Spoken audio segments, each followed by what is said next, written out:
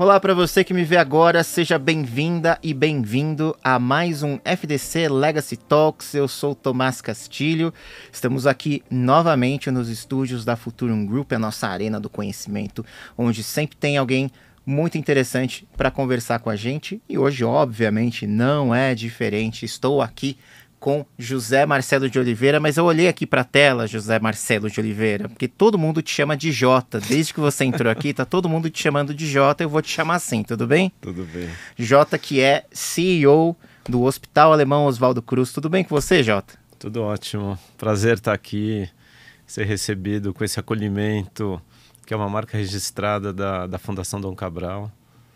Bom, a gente que está feliz de te receber aqui. Muito obrigado por ter aceito o nosso convite. Vamos começar aqui conversando um pouco de quem é você, né? Então não basta dizer que você é o CEO do Hospital Alemão Oswaldo Cruz, mas dizer como é que iniciou essa carreira. Você é médico, né, de formação, correto? Sim, sou radiologista, formado pela Escola Paulista de Medicina em 1990. Fiz uma carreira médica completa, com mestrado, doutorado. Tive a oportunidade de ficar 1 ano e pouco como um fellow clínico na Cleveland Clinic, que hoje é uma referência mundial, né? Na época era muito mais uma referência médica e científica, e hoje é de modelo de organização de saúde, né? E aí eu fui trabalhando como médico acadêmico, né? Fazendo pesquisa, e em algum momento eu também incluí a parte da gestão na minha vida. E se foi um movimento mais natural para você? Você já queria fazer esse movimento de ir para a gestão? Ou de alguma maneira foi um caminho que foi se construindo aos poucos? Você foi tendo contato com certas coisas, certas experiências? Como é que foi essa migração para você? Ela foi se revelando, Tomás. Ela não acontece como um plano linear de um passo depois do outro, né? Eu venho de uma família que o meu pai é engenheiro e minha mãe é administrativa da Faculdade de Arquitetura e Urbanismo aqui da USP, né? Então acho que eu já mesclava como referências familiares a importância do conhecimento. Isso gerou uma dedicação minha para a parte acadêmica, buscando participar da geração de conhecimento formal, método científico e tal, participação em congresso, publicação e tudo mais no meu ciclo médico. E o meu pai é um engenheiro de fábrica, assim, engenheiro químico, que naquela época a turma ligava, tá parando a fábrica, o que a gente faz, né? Então eu vim com essas referências. Então, sem médico na família, eu inicio a carreira médica pensando num médico clássico, mas não tinha um tio, um primo que era um médico cirurgião, um clínico e tal, né? E aí eu vou entrando em áreas médicas que são muito mais processuais, que é o caso do diagnóstico por imagem, muito mais tecnológico do que um trabalho de consultório. E eu fui percebendo que eu tinha problemas para lidar com o dia a dia, que é gestão de equipe, gestão de processo, planejamento. E eu fui buscando a solução no conhecimento formal. E foi engraçado, quando eu fui fazer MBA, né, eu já estava mais na vida produtiva assistencial do que produtiva científica. E eu ficava pensando, puxa, não é possível que tenha uma solução tão boa para aquele problema que eu tenho lá no meu local de trabalho. E aí trazendo as adaptações, porque nunca são modelos desenvolvidos para a saúde. Hoje a gente até tem mais, mas na época não tinha tanto, e eu tinha que fazer as adaptações. Então a mescla foi acontecendo por aí. Eu, na atividade médica, gestão médica, fui buscando o conhecimento para melhorar os problemas do dia a dia, né? Entendi. Hoje você é gestor full-time, né? Você não é mais aquele médico que estava na atividade. Isso é muito legal de se trazer aqui nessa conversa, porque até tem um conceito da antropologia, vou pedir até por Marlon aqui colocar a palavra na tela, chama liminaridade. E a liminaridade é quando você, de alguma maneira, não pertence mais a um determinado universo, mas ainda não pertence ao novo universo. Então você está na interseccionalidade e é um certo desconforto de você ainda não se sentir, na verdade, presente naquela nova função, aquele novo cenário, né? Como é que foi essa transição no sentido de você sentiu dores nesse processo de se tornar, então, um CEO full-time, um gestor full-time, e deixar para lá a clínica médica, deixar para lá de certa maneira, Sim, né? deixar de fazer, né? Exatamente. Foi doloroso para você? Como é que foi essa... Essa perspectiva, ela sempre foi de longo prazo, né? Quando eu comecei a diversificar esse caminho, né? E pensando nos modelos de carreira, eu fiz o braço técnico do Y de carreira quando eu faço mestrado, doutorado, começo a participar de eventos nacionais e internacionais, e aí eu cruzo e vou para o lado da gestão, né? Nesse momento... dá um certo desconforto, vamos chamar assim, que isso pode em algum dia ser chamado de tristeza, outro dia de arrependimento, outro dia de um esforço que será que valeu a pena não se ter feito. Mas eu sempre estava deixando para trás algo que no futuro foi muito importante, e eu também não estava querendo um sucesso de curto prazo, que isso eu acho que foi o que me ajudou a cruzar uma ponte que é um pouco mais longa, olhando. Depois que você cruza, se é que eu cruzei, né? Às vezes eu acho que eu aprendi com você agora a liminaridade, às vezes parece que ela ainda está presente, né? Porque o cargo exige muito. E hoje eu tenho que lidar com temas muito mais da gestão do que temas primários da minha origem técnica, né? Então essa sensação de estar ainda na transição ou estar devendo algum conhecimento que um dia poderia ser útil, está presente até hoje. Mas a chave para mim, né, chegando no conceito que você trouxe na pergunta, é alargar um pouco alargar para o longo prazo. E aí o que também me ajuda é você ampliar o território de chegada, para não ser um ponto do outro lado da jornada e ser um território um pouco mais ampliado, que também te ajuda a dar referência da direção, mas te mantém em movimento para você não ficar paralisado, né? Sim. Tentando ilustrar o que me vem à mente com essa pergunta, tive muitos colegas que iniciaram essa jornada e não conseguiram terminar.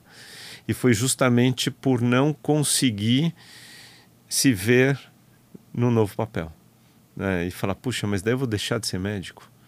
Eu vou deixar e os meus pacientes? E o consultório?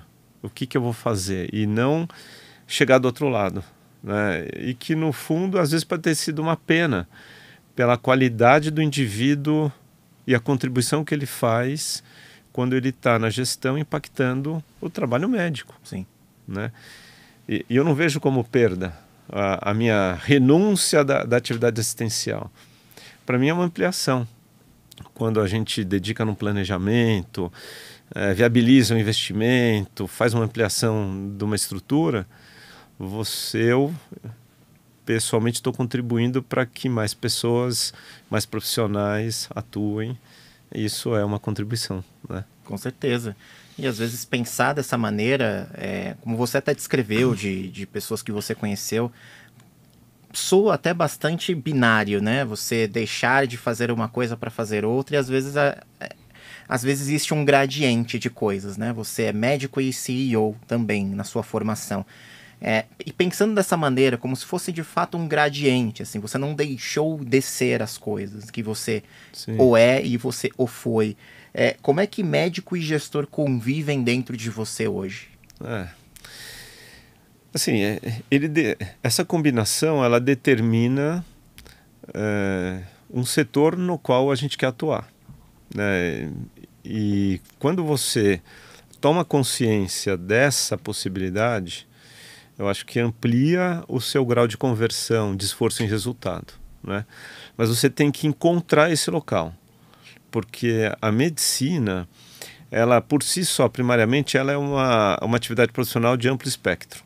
Sendo médico, eu posso ser um psiquiatra, que ele é totalmente abstrato na sua atuação, e eu posso, mas também trabalha com medicamentos, por exemplo, né? E eu posso ser um cirurgião hard, que talvez nos arquétipos médicos, um ortopedista, por exemplo, né? Que tem um lado cirúrgico, mecânico, muito forte pela natureza, né? Então a medicina já traz esse espectro, e o que eu acabo fazendo é colocando uma camada de gestão no espectro, só que o meu espectro médico muda, porque eu conheço, por ter tido uma boa formação, a prática médica, conheço as dores, o jeito de ser de um médico, mas, por outro lado, eu tenho que fazer a tradução de tudo isso para o mundo da gestão, porque a gente tem que levar por uma reunião de conselho, a gente tem que fazer o acompanhamento de um projeto, tem todo o planejamento, gestão de mudança, e aí você vai mexendo, né? Então, é isso que você trouxe. São camadas que você vai colocando, e fazê-las completamente ajuda muito. Porque conforme essa minha trajetória hoje, né, esse local que muitas vezes é descrito como um local solitário, aonde que eu vou buscar referência? Eu vou buscar referência na essência da prática, que é o encontro do paciente com o médico, do qual eu conheço. E aí eu consigo construir toda uma solução que pode fazer sentido. Ou pelo menos é um bom start para uma discussão em grupo, por exemplo. Ou às vezes é a própria solução. E é uma perspectiva muito única para mim. Eu consigo adaptar isso para outros serviços não de saúde? Consigo, mas a otimização já não é tanta quanto na área de saúde. Eu consigo, por exemplo, educação, tem os seus paralelos, mas não é bem assim também, né? E aí ir para outros setores, aí já começa a não fazer muito sentido para mim, né? Muito bom.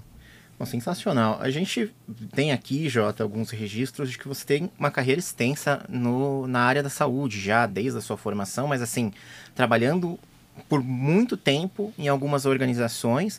Quem for visitar o seu LinkedIn vai ver que você tem mais de 20 anos de Fleury, né? Sim. Talvez você tenha sido uma grande escola na sua carreira. Tem alguma coisa naquela época que você lembra que você carrega até hoje?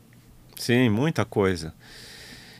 Quer dizer, o Fleury, por ter sido o grande primeiro ciclo profissional, ele me traz a realização do reconhecimento de um bom médico, porque trabalhar no Fleury significava ser uma referência técnica, né? E atender uma população exigente e tudo, né?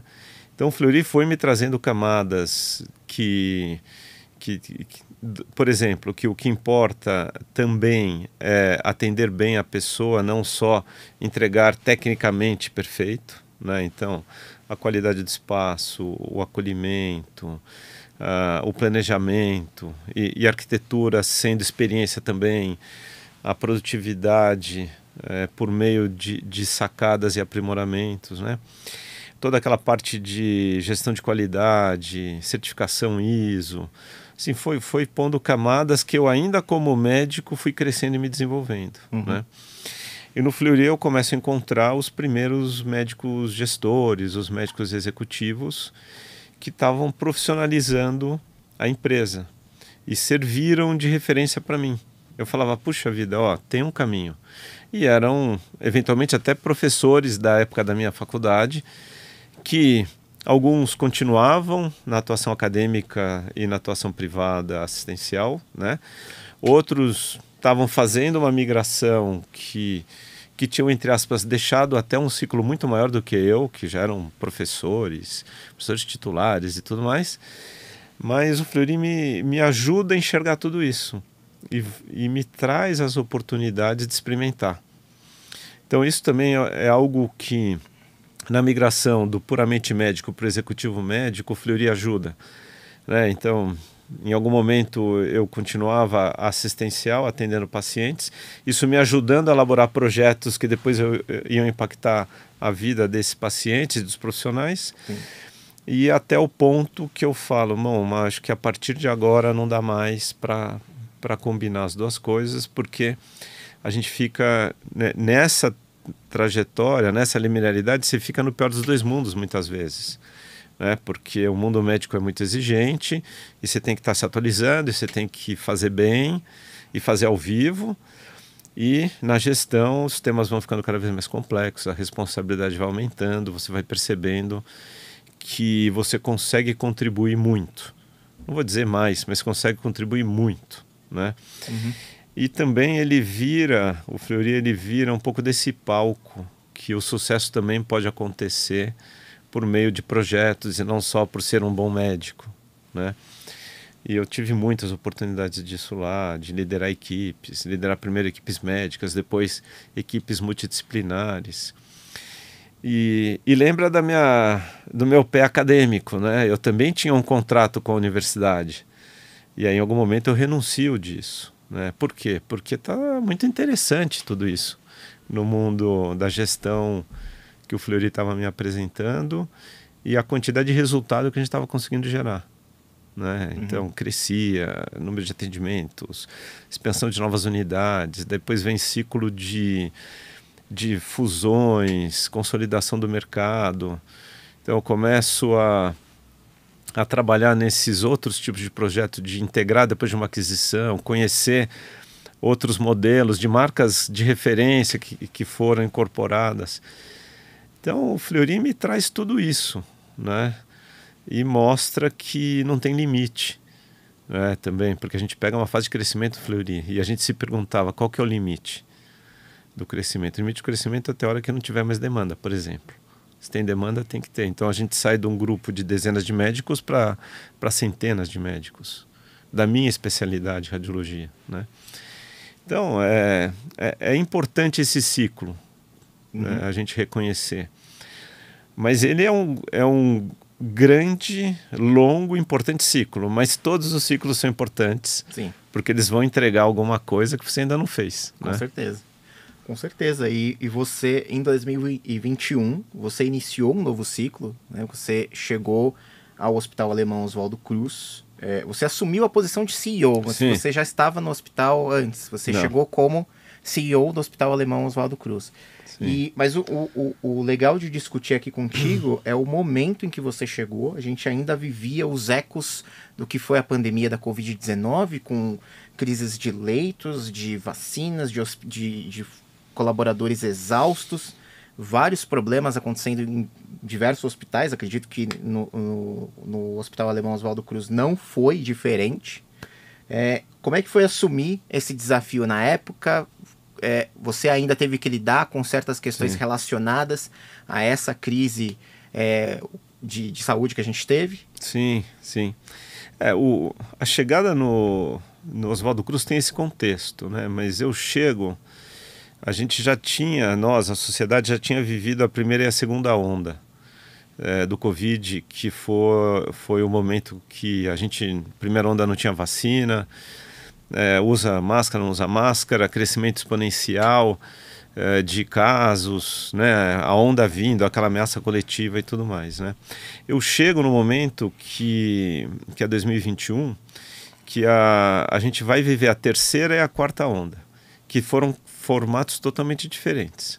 Que, para o ponto de vista de saúde pública, ele foi menos impactante, felizmente, porque a letalidade era menor, as pessoas já estavam na sua segunda ou terceira dose, todo mundo já tinha aprendido a cuidar do paciente crítico de Covid, então a letalidade era muito menor. Mas a banalização dessa doença, até que as pessoas, eu acho que até inconscientemente querendo superar aquele trauma, aquela restrição que foi, banaliza e a gente vive picos maiores de infecção com menos impacto de letalidade. Agora, para o sistema hospitalar foi muito complicado, porque aí eu tenho um pronto atendimento dimensionado para atender por mês aí uns 5, 6 mil pacientes, isso vai para 20 mil, né?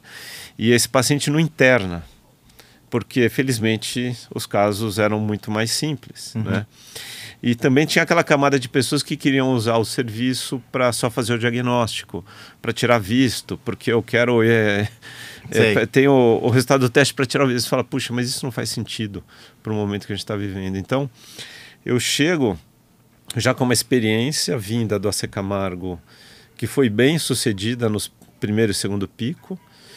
E aí você tem que resolver a chegada do líder num novo grupo. Então, quando a instituição toma essa decisão, é porque ela espera uma renovação, novos ciclos e tudo, e ainda tinha esse legado para a gente lidar. Então, eu trouxe muito da experiência de gestão de crise, né, que eu acho que é uma característica para mim que não é tão desconfortável, não sei porquê, tá? E isso me ajuda a organizar a minha entrada no Oswaldo Cruz, tratando de quais métodos estavam aplicados. Então aí levando o conhecimento de coisas que deram certo e complementando coisas que eu já via lá que estavam funcionando, né? Muito bom. Sim, isso casa até diretamente com o nosso próximo bloco aqui da nossa pauta, que é falar sobre liderança e estilo de gestão. Até em algumas coisas que eu li sobre você costuma dizer que lidera pela influência e não somente pelo cargo. Sim. Queria que você traduzisse um pouco disso e até pensando neste momento em que você adentra o Hospital Alemão Oswaldo Cruz, tendo que cercar-se de um novo capital simbólico, de pessoas te conhecendo, de saber qual é o seu estilo. Explica um pouco pra gente como é que você realiza esse trabalho. Assim, eu procuro, quando eu me expresso dessa maneira, né, da influência, o cargo em si, né, principalmente o cargo de CEO, diretor executivo, é um cargo que por si só já representa um peso muito grande com o interlocutor que a gente está falando, né? Então, raramente você está falando com alguém com o mesmo cargo, né? E aí, por que para mim a influência é importante, né? E não a autoridade? A autoridade, ela está ali presente pelo cargo que você ocupa, pelo conhecimento que você tem. Então, parte dos meus professores sempre falaram isso para mim. O conhecimento é o poder, não é a pessoa, é o conhecimento que você tem, é o poder. Isso vale muito num campo técnico, científico, como é a medicina, né? E eu compartilho isso para conduzir as decisões. Qual que é o motivo, a compreensão da real situação, para que a gente consiga fazer um movimento esperado, um movimento desejado, que aquele momento pede, né? E um outro ponto que eu acho importante nessa equação da influência é que eu tento ativar o drive interno de quem está contribuindo com aquele desafio, né? E ao ativar o drive interno, eu acredito que a gente vai ter o melhor daquele indivíduo no conhecimento, no engajamento, no resultado final que a gente vai ter daquilo lá. E tem mais um ponto, né? Que é muito... vem da minha origem, né? De como eu fui criado, né? Uma família de diálogo. Não era uma família do senhor meu pai, da senhora minha mãe. Era uma família de vamos conversar. Sim. Né? Então isso tudo vira referência. E eu acho que eu não consigo ser diferente. Nos momentos que eu aperto, né? Que acontece, né? Não sou também, né, um ser desumano. Eu tenho um lado humano da impaciência e da urgência. Então, aí quando eu tenho que usar isso, eu confesso que não é o meu melhor, né? Ou porque a forma, ou porque depois eu fico um pouco desconfortável. Você fica remoendo essa. Mas é a mescla, né? A influência não pode ser a única fórmula, mas ela é um fio condutor importante para mim. Isso me faz imaginar como é que você engaja, você mobiliza as pessoas que estão ao seu redor, que estão no organograma, estão abaixo de você. Existe algum tipo de prática, você costuma fazer algum tipo de atividade, algo que de alguma maneira mobilize essas pessoas a de alguma maneira estarem motivadas, até em situações de crise, como muitas vezes se passa, obviamente, em um hospital, né? Sim. Como é que você faz isso?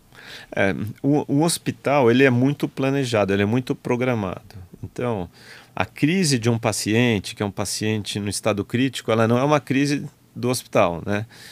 Acho que a grande crise de hospitais que a gente passou foi realmente a pandemia, que aí teve uma desorganização sistêmica, de cadeia de fornecimento. Então, a forma da gente lidar com as crises é com planejamento, né? Qual que é o ponto que eu vivo muito nos hospitais comparado ao que eu vivia em medicina diagnóstica, que é uma complexidade menor, né?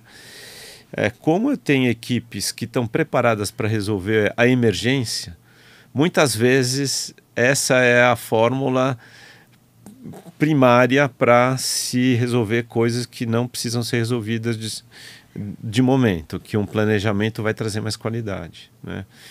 Então, a gente combinar essas questões de planejamento e puxar as pessoas para a cabeça do momento. Agora a gente está no momento de conversar, de discutir, de combinar.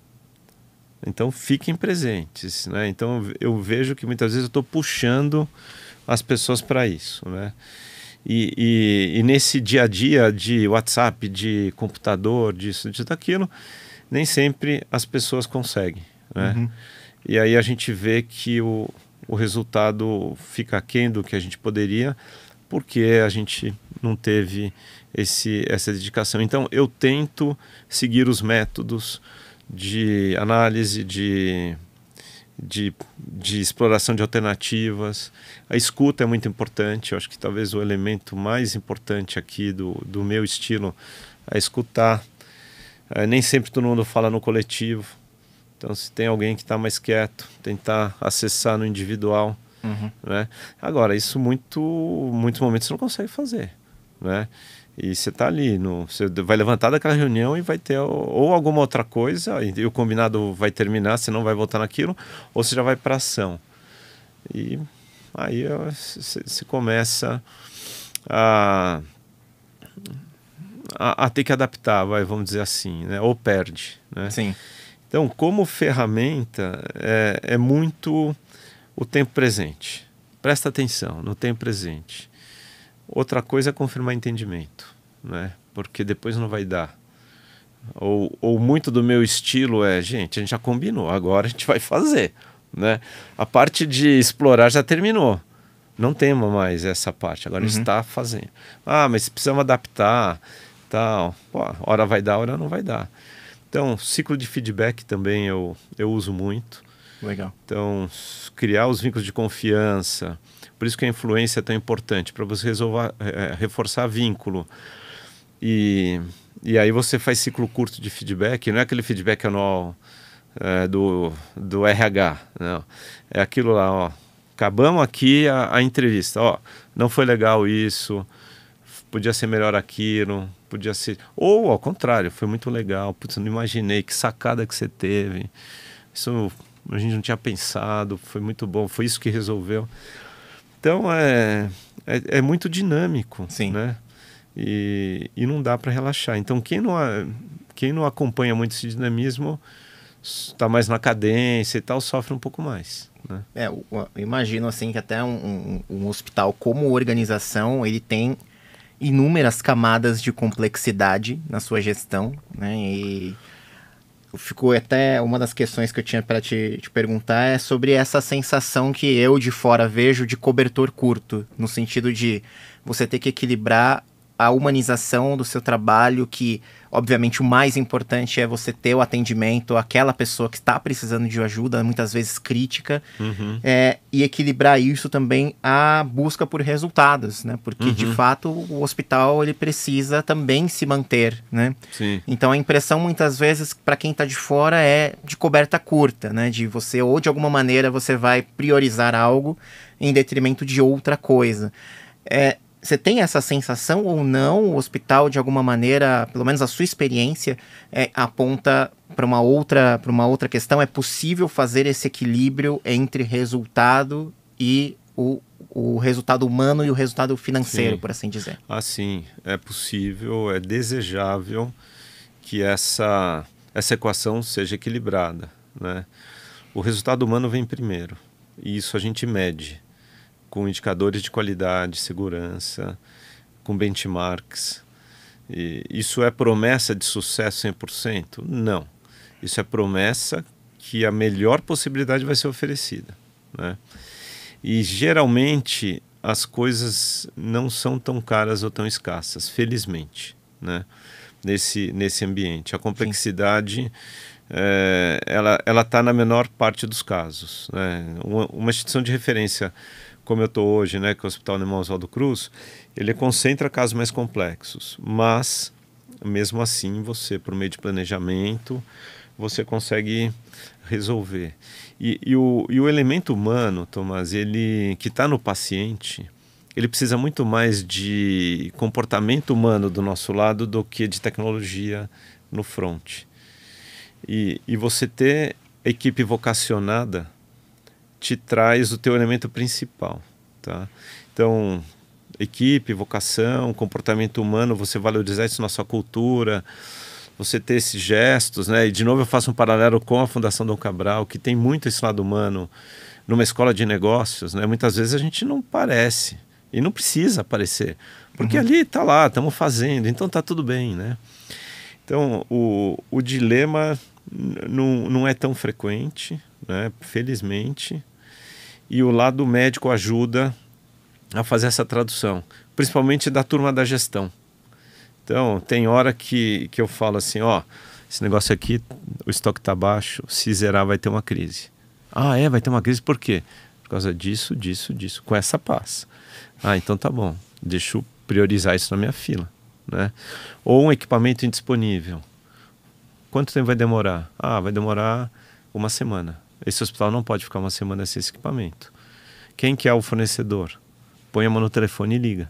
Então, você adapta o comportamento da equipe para resolver isso. E quando funciona, imagina um fornecedor recebendo uma ligação do Hospital Alemão Oswaldo Cruz. Ele vai resolver. Agora você tem que fazer.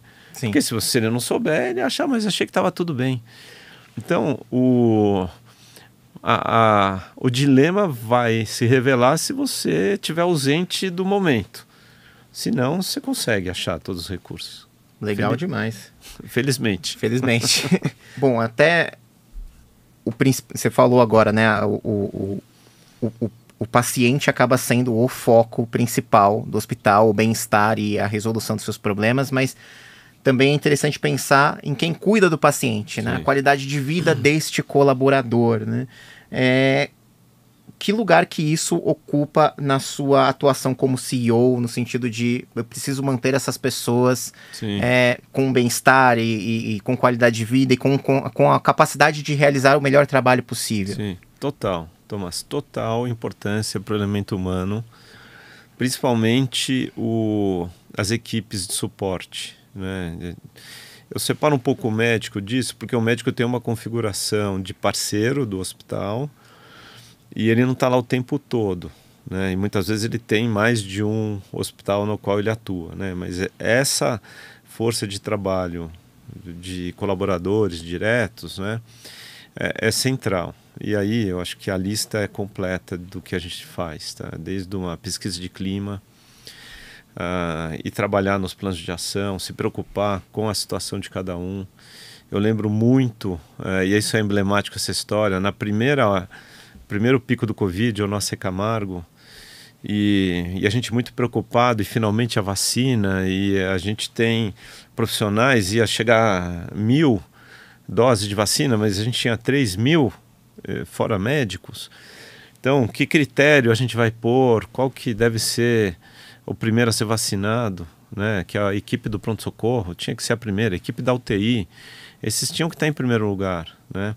Então, e eles perceberem que você está tomando decisão coerente de cuidar do que é importante para eles, é o que eu tenho que fazer e cobrar das minhas equipes, né? Então, as equipes de gestão de pessoas, saúde ocupacional, elas acabam sendo mais demandadas porque a gente conversa num alto nível e, por outro lado, tem todo o apoio de porta aberta, de apresentar projetos e tudo mais, né?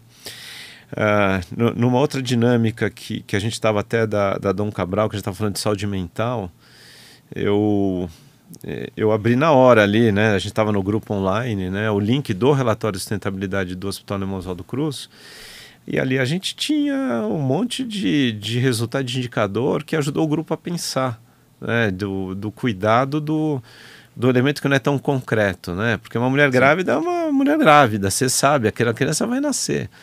Agora, o estresse, a depressão, tal, isso tudo é um elemento central, né? O que tem me ajudado muito ultimamente, né, e cruzando conhecimento em gestão, a Amy Edmondson é uma enfermeira e hoje ela é professora de Harvard e ela é uma referência, uma das principais influenciadoras dos modelos de gestão. E ela fala da segurança psicológica e como isso impacta a qualidade de trabalho. Sim. Então, quanto mais segurança psicológica, mais qualidade. E ela desenvolveu essa teoria em cima das equipes de UTI.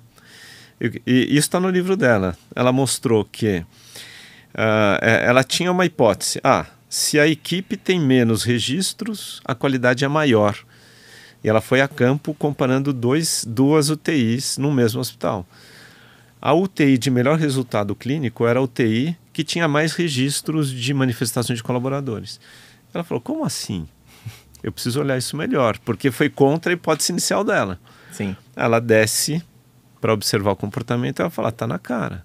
Quanto mais liberdade e segurança as pessoas têm para contribuir com a melhoria, melhora a segurança, melhora o desfecho final numa área crítica, né? E aí a gente começa a trazer tudo isso para dentro do hospital. Aí eu falo, opa, peraí, mas essas 4, 5 perguntas do livro de Organizações Sem Medo são as mesmas 4, 5 da pesquisa de clima que eu acabei de fazer. Pega lá, vamos ver o que deu. Poxa, pode ser. Faz o extrato, pega líder, pega equipe, vai aqui, vai ali. Você começa a ver quanto de oportunidade você tem. E aí a gente vai trazendo tudo isso para o dia a dia, né? Uma outra coisa que é importante, cuidar de quem cuida, é também gestão de custo. Sim. Porque quanto melhor você cuida, melhor as pessoas vão estar mais disponíveis para o trabalho, vão consumir menos. Isso vale para qualquer empresa, não é só para um hospital. E vão estar melhores não só para trabalhar, para passar o fim de semana, para viajar, para fazer o que quiser, né? Então, o elemento humano, ele dá retorno. E no modelo de serviços altamente intenso em mão de obra, que é um hospital, ele tem que estar na minha lista de 5 prioridades sempre. Sensacional. Jota, queria falar dos desafios atuais, né? E assim, é completamente estranho fazer essa pergunta para você em 2025, mas até você tem sido crítico sobre os retrocessos da vacinação, né? E isso é um assunto, sim, que eu imaginei em algum momento que nós tínhamos vencido essa barreira, né? Como é que você lida com a desinformação em saúde, como, por exemplo, em relação às vacinas?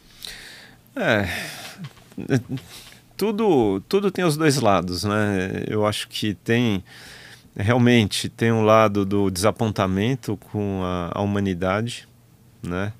E tem um lado da oportunidade, né? Que é o que eu posso fazer para tentar mudar isso. Por isso que nas oportunidades eu me manifesto, né? Porque, puxa vida, a saúde, a gente tem tão escasso recurso. E é um recurso que poucos conseguem gerir tão bem quanto um recurso financeiro, por exemplo. Sim. Ou até quanto tempo, que é um outro recurso que a gente acha que gera um pouco melhor, né? Alguns, tá? Então, você pensar nesse momento que alguém questiona uma tecnologia que está totalmente consolidada, com base científica, e que a gente já tinha erradicado doenças, poliomielite, sarampo. É muito triste você ver uma pessoa deitada num leito de hospital por uma doença que ele podia ter prevenido. Sim. Né? Então, quando você pensa em sistema de saúde e gestão dos recursos, na cabeça do leigo, ele acha que ele precisa ter o melhor hospital. Ele precisa de um bom hospital para algumas coisas, mas para a maior parte das coisas, ele pode resolver a custo muito baixo. Isso não quer dizer que vacina é simples, mas ela é muito efetiva quando a gente consegue solucionar a questão, né? Então, para mim, vacina é emblemático, porque não é para ter dúvida. Eu, na faculdade, década de 80, que foi quando eu fiz a faculdade, eu estava passando na pediatria e o professor de pediatria falou assim, olha, eu preciso de voluntários esse fim de semana, porque a gente vai ter a campanha da polio, da gotinha, e preciso de aluno de medicina para ficar no call center lá respondendo dúvida da população. Eu falei, eu quero ir, quero ver. Pô, e você vê aquela mãe fazendo esforço, olha, a criança está com gripe, posso dar vacina, vou adiar, não vou... Tal. É tanta coisa, é um milagre para a gente conseguir fazer uma criança se vacinar. E aí, por um fake news, a gente gera o antifluxo, para mim é revoltante, tá? É de fato revoltante. E se vacina é simples, porque é um conhecimento mais básico, a gente aprende no curso da 8ª série, imagina doenças mais complexas, né? Então todo mundo fica com medo de câncer, né? Agora, você tomou vacina de HPV? Olha como as coisas se cruzam. Uhum. Ah, não tomei vacina de HPV porque eu não acredito em vacina. Tá, mas parte da vacina de HPV é para você não ter câncer do colo do útero. E aí você quer o quê, então? Se você tiver câncer do colo do útero, que não tem tratamento. Tá, tudo bem, você pode fazer uma conização, você pode fazer uma radioterapia local, talvez você não morra disso. Mas uma vacina versus uma conização, uma radioterapia local, uma cirurgia maior, não tem como comparar. E a nossa base intelectual coletiva, ela é muito baixa. Então, a gente não pode brincar com essas coisas, né? Uhum. E na pandemia, eu vi como o quanto a gente ficou exposto como sistema. A saúde era sistêmica. O desconhecimento ele é sistêmico. A violência ela é sistêmica. Então, se você não cuida de algumas coisas que você sabe que funciona, você vai degradando a sociedade no limite do potencial desastre que você está causando ali. Aí alguém fala, não, eu não acredito em vacina. Baseado em quê? Você viu aonde que isso não é bom? Sim. Né? E aí você olha para um outro lado, tá, então se você não quer tomar vacina, se você ficar doente, você vai demandar serviços para te tratar? Provavelmente vai, né? 99% vai. Uhum. Tá. E quem tem mais direito? Quem acreditou na prevenção e quem não acreditou? Sabe? Então, se trata de temas muito nobres da relação social, do convívio social e do qual a gente já tem solução, né? Uhum. Onde que está a oportunidade? É você ser uma fonte de informação com credibilidade, né? Então, a gente... Nas organizações que eu trabalhei, né, a gente sempre se dedicou para simplificar a informação, levar informação para a população, combate ao câncer. Agora, a gente vê os trend topics que estão nas redes sociais e aporta conhecimento. Para quem sabe, o trend topic também carregue essa onda boa de informação. Sim. E nessas, por exemplo, o Oswaldo Cruz hoje é a referência para o YouTube de conteúdo de saúde. E quando você conversa com essa turma, eles falam assim, olha, a gente quer vocês para ajudar as cidades que não têm médico. Não é para gerar mais fluxo de demanda para o meu hospital. Esse teu médico que está sendo entrevistado e que a gente está pondo legenda em espanhol, em inglês... É para chegar num lugar que só tem o YouTube e não tem um médico. E você concorrer com uma notícia, com fake news é muito triste. Por isso que eu fico indignado, né? E você capturou isso como bom repórter que é, né? E está me provocando, né? Assim, no bom sentido, né? Para eu compartilhar esse pensamento, né? Mas é cuidar da sociedade. Sim. E fica aquela lição muito básica, né? Se você tiver sua carteira de vacinação atualizada, lavar as mãos com regularidade, escovar os dentes com regularidade, você deixa de ir para o hospital a maior parte do tempo. Mas 90% das vezes. Exatamente. Um outro problema que eu queria dividir contigo, eu não queria deixar passar essa questão, que é a judicialização da saúde. Queria que você explicasse pra gente, pra quem não conhece, o que é isso e por que, como lidar-se com esse fenômeno, por que é importante falar disso? Assim, a saúde, ela é um sistema, 3/4 do sistema ele é público, né, das pessoas vão ter acesso exclusivamente ao sistema público, que é o SUS, que é muito bom, e 1/4 vai poder ter o que a gente fala saúde suplementar, que é por meio de um plano de saúde, geralmente, né, alguns pagam do bolso, mas poucos, em geral um plano de saúde concedido por uma empresa para um colaborador, que é o teu caso, que é o meu caso como colaborador de uma organização. Então, o que é a judicialização? Ela acontece quando o escopo desse benefício, que é um seguro-saúde, ele está sendo questionado pelo usuário, que é o paciente. Então, o paciente esperava um determinado serviço que não está contratualizado. Então, ele não está no contrato. Mas para aquele paciente doente, ele acha aquilo muito importante. Então, ele demanda para o judiciário uma autorização excepcional, forçando a operadora, essa seguradora, a acolher o custo de algo que está fora do contrato. Tá? Então, isso é uma ruptura da relação, né?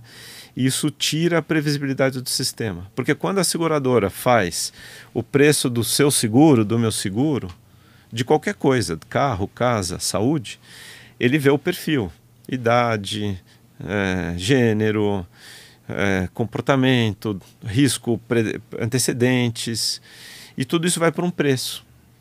E se você fura esse planejamento, você desequilibra o sistema e todo mundo perde. Porque alguém vai receber mais do que estava previsto. Não estou entrando no mérito, tá? Mas o contrato não previa, portanto não estava no fluxo da sinistralidade daquele contrato, e aquilo vai entrar e pode desequilibrar o sistema. E isso vai ser repassado depois para todo mundo, de alguma forma, porque o sistema tem que voltar a se reequilibrar. Senão ele termina, né? Entendi. Então, a judicialização ela é nociva por causa disso, ela sai do plano, né? E o cruel é que ela acontece também contra o SUS. Às vezes você vê notícias no jornal sobre isso também, né? Que o SUS foi obrigado a pagar um tratamento de um custo excessivo para um indivíduo. E aí aquilo pode chegar a centenas, dezenas de milhares. Sim. Né? E aí você fala, juntando com a revolta das vacinas, né? Você volta lá e fala assim, puxa, o que é melhor? Eu vacinar toda a população de Belo Horizonte, pegando aí a tua origem, ou tratar uma pessoa com uma doença rara? Esse sim é um dilema. Esse sim é o dilema. Então, a judicialização, ela é mais uma camada de complexidade para o sistema, né? Quem julga a verdade é o judiciário, que nem sempre está capacitado e nem sempre vai ter o tempo necessário para fazer a análise completa, porque cumpra-se em uma semana, né? Sim. E aí qual que é a decisão do judiciário? Em geral, favorável a acolher o pedido, Entendi. né? Então, essa é um pouco a dinâmica que afeta a saúde suplementar, tanto seguradoras, quanto hospitais prestadores, quanto médicos e quanto beneficiários potenciais pacientes, né? Então, tentando falar muito simples, mas tem todo, assim, Google, judicialização em saúde, ou buscar esse conhecimento é muito interessante. Muito bom. Tem uma outra questão que eu gostaria de falar em relação a desafios, e eu vou relatar uma situação que eu vivi em casa. Eu estava assistindo aquela série The Pitt, é uma série médica que tem na HBO, inclusive, que narra um dia inteiro em um setor de emergência de um hospital. E um dos episódios, um adolescente está sendo hospitalizado e os médicos estão falando para os pais que estão presentes que ele precisava fazer um determinado exame, e a mãe deste adolescente estava com o celular na mão, falando, não, mas eu tô vendo aqui na internet que não tem que fazer tem que fazer de tal forma, não quero que vocês toquem no meu filho por conta disso, porque aqui na internet tá falando tal coisa. Então, a gente tá falando aí do Dr. Google e a sua presença, né, sua onipresença no imaginário de muitas pessoas que acreditam que o autodiagnóstico ou uma simples busca na internet vai trazer todas as respostas às suas perguntas, às suas indagações de saúde, né? Como é que os profissionais de saúde, então, deveriam responder a uma situação dessa, no sentido de conseguir construir uma relação de confiança com o seu paciente, com os pais de um paciente, porque a gente está vendo de fato que há uma enormidade de informações, as pessoas estão tendo acesso a cada vez mais informação, não quer dizer que seja informação de qualidade, mas elas estão tendo acesso. Mas como é que você contrapõe isso, sendo um profissional da saúde? Interessante. Eu acho que você tem que... Eu vejo vários comportamentos, tá? Então, indo para a essência dessa pergunta... Vamos voltar na relação médico-paciente. A relação médico-paciente ela é fundamentada em confiança, né? Se esse conhecimento, adequado ou não, ele está sendo percebido como reforço para a relação de confiança do paciente com o seu médico, eu acho que ele é positivo, tá? A primeira coisa que a gente vai olhar, né, a primeira camada que a gente vai olhar como médico está fazendo sentido? Essa informação é real? Ela é crível? Ou ela é inadequada? E aí você tem que explicar isso para o paciente, tá? Então, a capacidade de cuidar das ferramentas de tecnologia, dos bancos de dados, Google e tudo mais, ela pode ajudar se você colocar nessa perspectiva, né? Porque o médico não tem todo o tempo para falar com todos os pacientes. Ele vai ter, e no momento de emergência é mais estreito ainda. Então, se você está no momento de emergência, nisso que você colocou, o diretor colocou uma situação forçada, que ele falou, olha, no momento de emergência não tem tempo para esse tipo de pergunta. Então, minha senhora, se afaste, né? E vamos tratar disso no momento adequado. Agora eu tenho que garantir a vida dele e você está me atrapalhando. Então, mas eu volto com você em algum momento. Alguém cuida dela e vai pegar essa informação que ela quer compartilhar, porque eu tenho o meu foco estabilizar esse paciente na emergência, né? Felizmente isso não acontece muito, né? Aonde que o Dr. Google ou qualquer base dessas ajudam? Quando você substitui esse tempo mais transacional da relação médico-paciente e leva para um outro lugar. Mas esse outro lugar tem que ser de confiança, tem que ser validado. Por isso que as instituições devem se ocupar de desenvolver esse tipo de solução, né? Nós, lá no Oswaldo Cruz e nos outros lugares que eu trabalhei, a gente sempre se preocupou com isso. Porque a população mais informada é mais saúde para elas, mais uso racional do sistema, né? Agora, quando o paciente fica insistentemente intermediando a relação médico-paciente por meio disso, é sinal que o vínculo de confiança não está acontecendo. E aí é melhor conversar, ou se não se estabelece, talvez seja melhor esse paciente procurar um outro médico, porque ele precisa desse vínculo, né? E isso tem que ser estabelecido o mais rápido possível, porque pode ser que a doença piore, que os assuntos compliquem e a gente vai se aprofundando, então tem que resolver isso logo, né? Então, o médico bem treinado, ele vai classificar como que isso vai ajudar ou não a relação dele, né? Eu vejo que dá para ajudar muito em temas de baixa complexidade, em temas gerais. Agora, o que é específico para o seu caso, dificilmente o Dr. Google vai resolver, porque tem que reunir muita coisa. E tem que reunir estilo de vida, tem que preferências, conversas que não são traduzidas num texto rígido, né, mesmo nas IAs aí, regenerativas.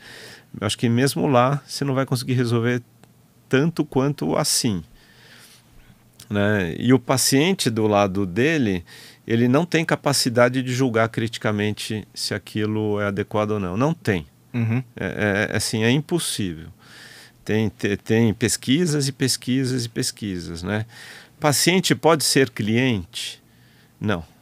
Paciente é paciente. Por quê? Porque ele não tem condição de avaliar se aquilo que ele está recebendo é adequado ou não para ele. Do mesmo jeito que eu não consigo avaliar se o avião que eu estou entrando ele está em condições de me levar de volta para casa, né? Sim.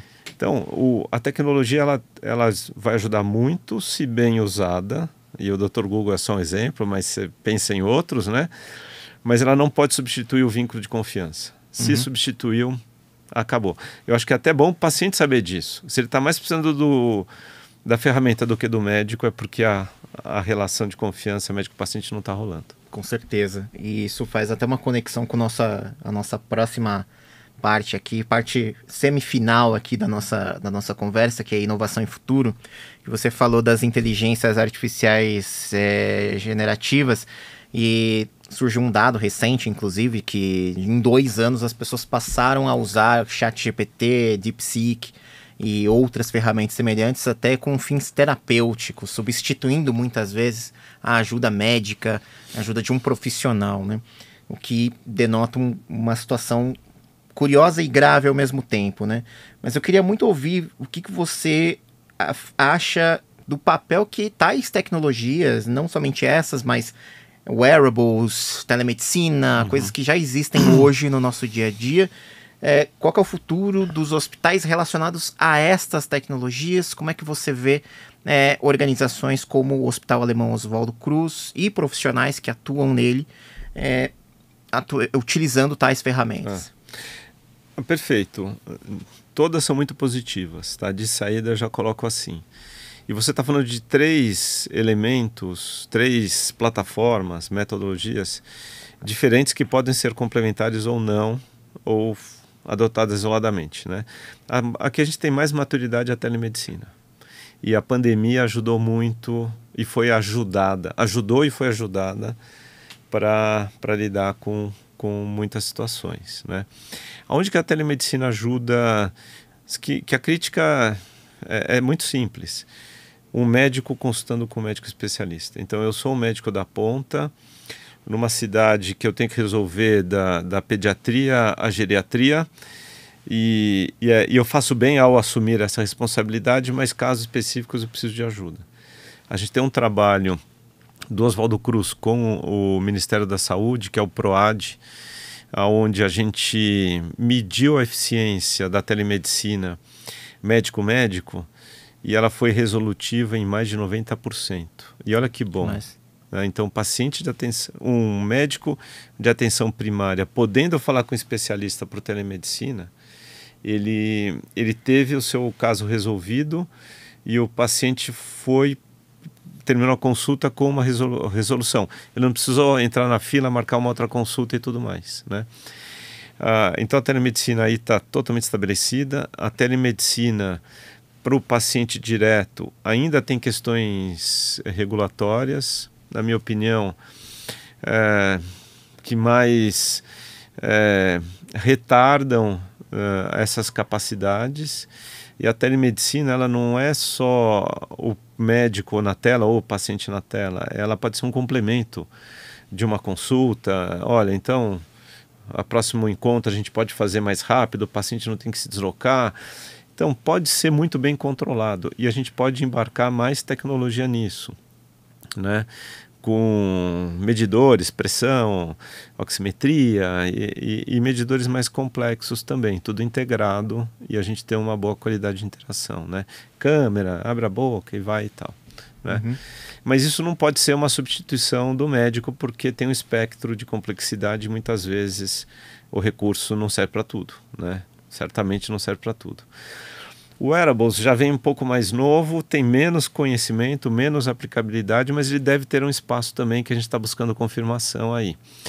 Então, eu consigo monitorar à distância um paciente, eu geralmente vou conseguir que ele tenha uma maior aderência ao tratamento. Isso vai melhorar o desfecho dele, isso é mais qualidade, mais tempo, com qualidade e menor custo. Sim. Né?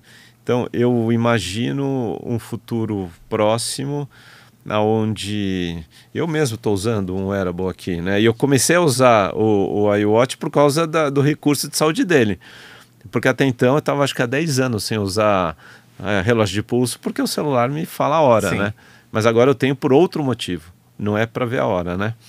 Então eu posso aumentar a segurança pós-alta, eu posso encurtar o período que o paciente está no hospital, se eu tiver segurança que esses wearables vão me monitorar. E eu posso interagir com o paciente.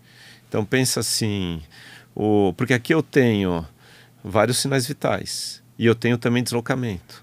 Então pós-operatório de uma cirurgia ortopédica de membro inferior, que é esperado que o paciente caminhe progressivamente X metros no primeiro dia, um pouco mais no segundo, mais no terceiro e assim vai.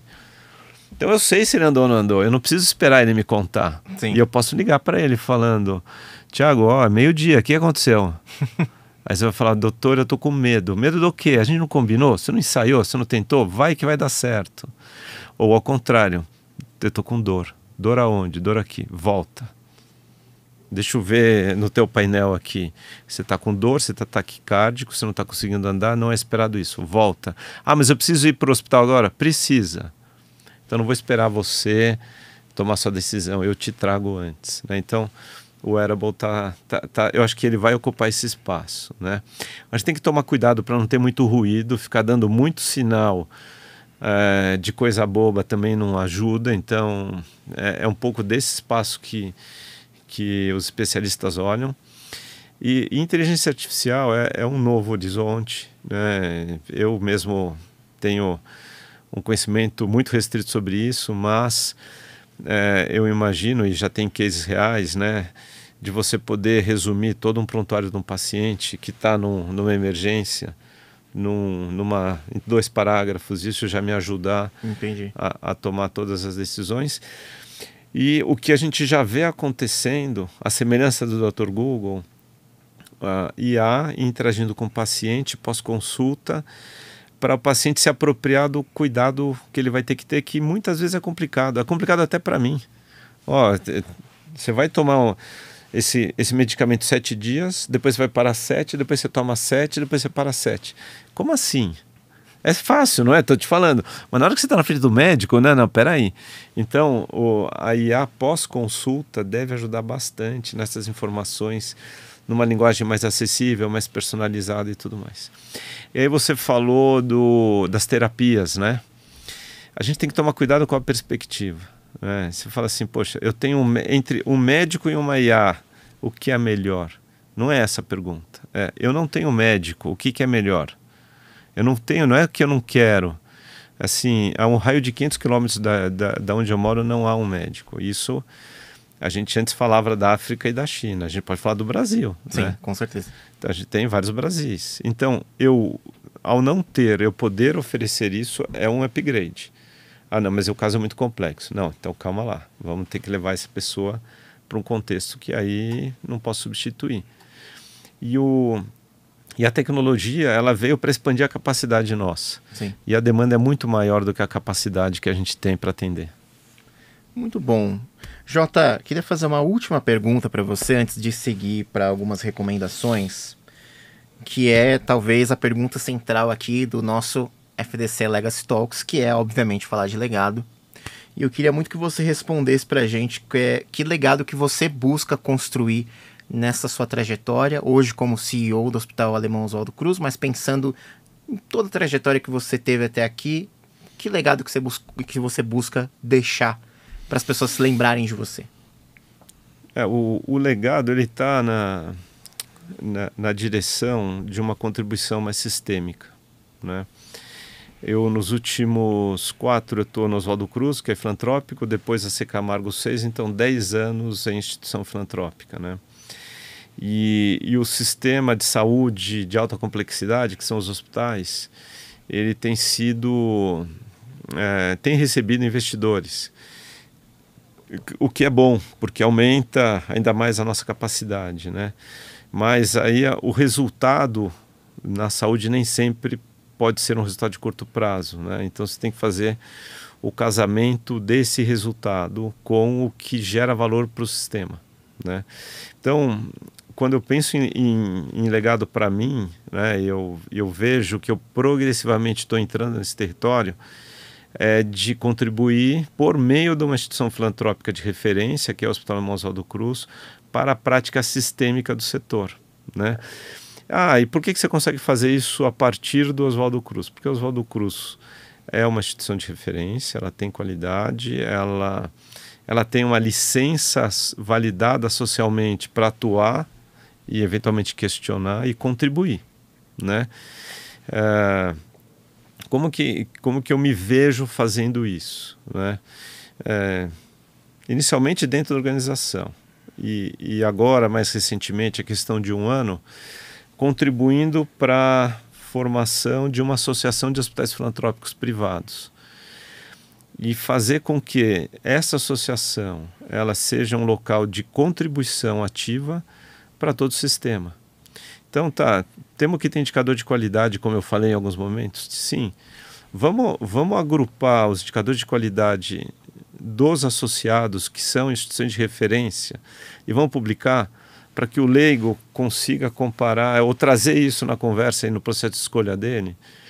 Vamos compartilhar como esse desfecho de qualidade pode ser atingido por qualquer instituição, porque não requer necessariamente investimento em equipamento, requer investimento em capacitação, por exemplo. Sim. Ou compartilhar práticas e tudo mais, né? Então, aí tem a dimensão da gestão pública, agência reguladora. Tenho discutido muito mais com a agência reguladora que tipo de contribuição, quais são as dores, como que eles pensam a visão sistêmica. O hospital, pelo PROAD, aproxima com o Ministério da Saúde, né, e primeiro contribuir com o nosso melhor, né, e chegar um pouco dessa qualidade para locais que só o SUS está, então a gente consegue estar lá, mas também numa ambição de dialogar e ajudar no desenvolvimento das políticas públicas também, né? Então é esse o que eu vejo como legado, né? Eu acho que é um legado bem social. Sim. Muito mais do que um legado de geração de capital, é um legado de geração de valor para a sociedade, né? E o que eu vejo que são barreiras de a gente transpor é que nem sempre o sistema está com uma agenda de longo prazo, e a saúde demanda uma agenda de longo prazo, e a agenda de longo prazo é 50 anos, não é uma agenda de governo, é uma agenda, sim, de Estado de 50 anos. E é começando pelo que é melhor e mais necessário para todos, e não ser uma fábrica de avião da Embraer, por exemplo, que é muito lindo, né? Mas vem muita coisa antes da gente chegar numa Embraer que é uma identidade de orgulho nacional, né? Então, como que a gente fazer um sistema de saúde equânime, disponível, que melhore o nosso IDH, sabe? Então, eu olho muito para o legado e parte da minha agenda está dedicada para isso hoje. Muito bom. Olha, Jota, muito obrigado por estar aqui. A gente vai agora para o momento de recomendações. Queria que você gastasse aqui esses nossos minutos finais para você recomendar para as pessoas o que ler, o que assistir, o que fazer, o que o Jota faz quando ele não está à frente da mesa dele no Hospital Alemão Oswaldo Cruz. Bom, o que eu gosto de fazer, que eu considero me cuidar, eu vou para a natureza. E eu, entre praia e montanha, eu vou para a montanha, né? Então, atividades ao ar livre, mountain bike é um esporte que eu gosto e faço, né, nos fins de semana, que é o tempo que dá. De novo, sou um apaixonado de Belo Horizonte. Acho que se eu morasse em BH, eu ia pedalar todo dia naquelas montanhas lá, que são muito bonitas, né? Então, é cuidar da saúde por meio da prática esportiva. É parte das minhas recomendações, minhas sugestões, né? E em São Paulo, adaptar isso, né? Então, vai no parque. Eu tento correr 2 ou 3 vezes por semana no parque, né? Eu tenho um lado cultural que me abastece muito, né? E quanto mais você consome, mais você precisa, né? Então, quando eu vou a BH, eu vou a Iotim no fim de semana que eu chego e no fim de semana que eu vou embora. Pô, mas você vai 2 vezes? Vou, porque o último fim de semana tem outras coisas, né? Então, essa parte abstrata da cultura, da arte visual me ajuda muito. Aplico isso no dia a dia, quando posso, no hospital, e tem resultados legais. Cinema é um clássico da gente recomendar, né? Então, tem um filme que eu gosto muito, que em português o nome eu não gosto, mas o filme é lindo, é Quem Quer Ser um Milionário, que é a história de um jovem, né, de Mumbai, da favela, que vive 10 situações. O genial para mim é que essas 10 situações o diretor transformou em 10 perguntas de um programa de roleta, né? Sim. E ele responde as 10 porque foram 10 perguntas que ele viveu.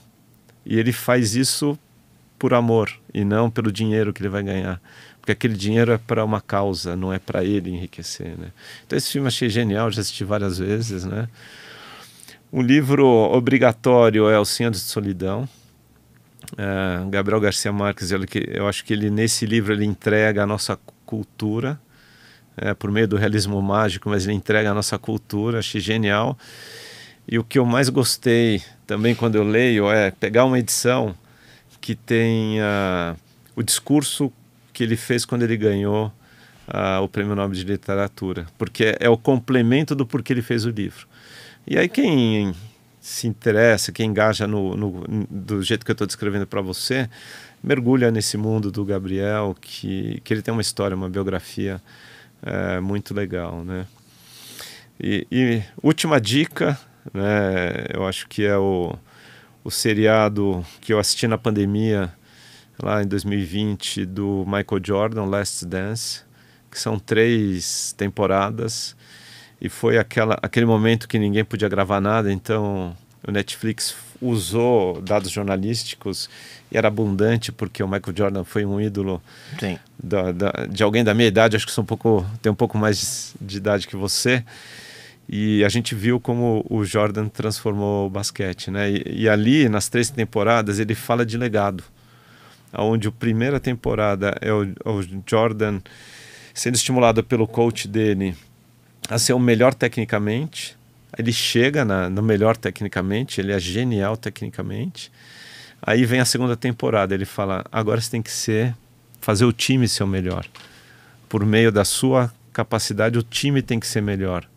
E ele faz o time ser 3, 4 vezes campeão lá do basquete americano, que é o basquete mais competitivo, e mostra como ele lidera aquilo, né? O Rodman, que era um cara muito, não vou dizer rebelde, muito rebelde, não aguenta, sai, ele vai resgatar o cara lá em Las Vegas, volta e tem que jogar final. É muito legal essa parte. E a última temporada, ele tem que fazer o país ser o melhor país do basquete, porque os Estados Unidos olhava só para dentro, aí eles se voltam para as Olimpíadas e ganham a medalha de ouro. Então acho que quando eu assisti, fui descobrindo todo esse negócio, eu gosto muito desse seriado. Muito bom, muito bom. Eu assisti também, gostei demais, assim. Bom, e hoje eu conversei com José Marcelo de Oliveira, CEO do Hospital Alemão Oswaldo Cruz. Jota, me diz uma coisa, você gostou de estar aqui? Sim, muito bom, muito bom. Engajamento total, muito bom, obrigado. Eu que agradeço, Jota, muito obrigado. E muito obrigado a você que nos assistiu até este momento. Estamos chegando no final da temporada, falta muito pouco. Mas se você ainda não assistiu os outros episódios, é só acessar aqui, vai aparecer aqui embaixo o sejarelevante.fdc.org.br, ou pode também nos ver e ouvir no YouTube e no Spotify da Fundação Dom Cabral. E ficamos por aqui, então um beijo para você e até a próxima semana. Tchau! Olá, eu sou o Tomás Castilho, apresentador do FDC Legacy Talks, uma iniciativa do CEOs Legacy composta por líderes empresariais e capitaneada pela Fundação Dom Cabral para a construção de ações relevantes e sustentáveis para a sociedade, empresas e meio ambiente. O FDC Legacy Talks é uma parceria com o Futurum Group, gestora de capital e hub de inovação de atuação global, que conta com estrutura de ponta para empresas, investidores e empreendedores.